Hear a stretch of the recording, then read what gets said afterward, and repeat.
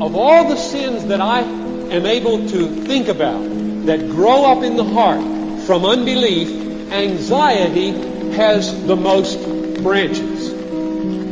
It produces more other sins than all the others that I could think of. For example, when I'm anxious about finances, it can give rise to coveting, or greed, or hoarding, or stealing. Or I can become abrupt with people and surly in my disposition. When I'm anxious about relationships, how am I going to come off with that person, and so on, I can be very withdrawn and very indifferent and very uncaring about that person who may be just as anxious as I am about the relationship. And you could take the list further, couldn't you? What's the root of anxiety? Where does it come from? How could that be severed?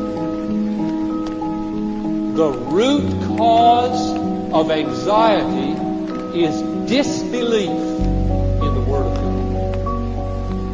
The issue in the Christian life is not whether Satan slings mud, throws you into a swerve, fills you with anxiety. The issue is, how are you going to deal with it? Are you going to fight, or are you going to cave?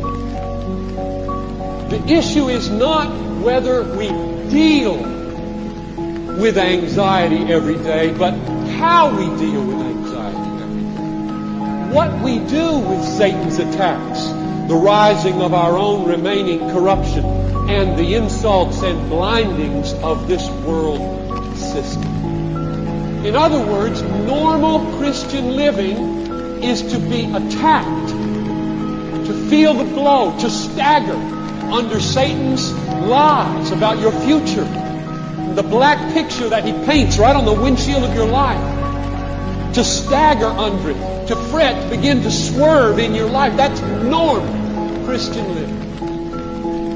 How do you battle it? Unbelief. Because it's unbelief that sets in. As soon as the future, God's future of welfare, and joy, and hope, and gladness are cut off, the issue is God for me? And is there a future out there? It's an issue of belief in God's promises.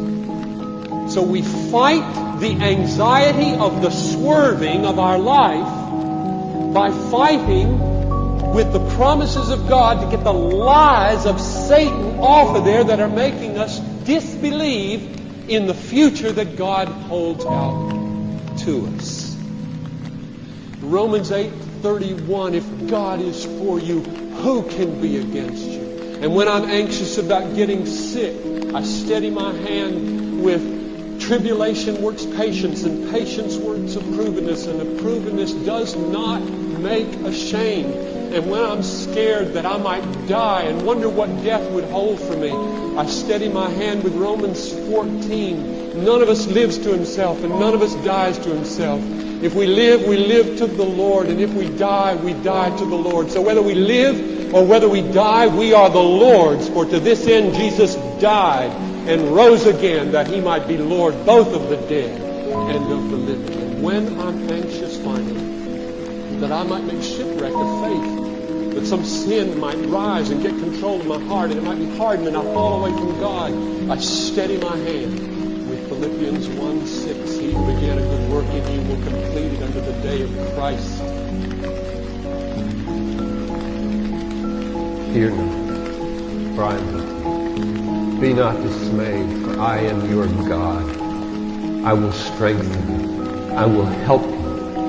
I will hold you up with my victorious right hand.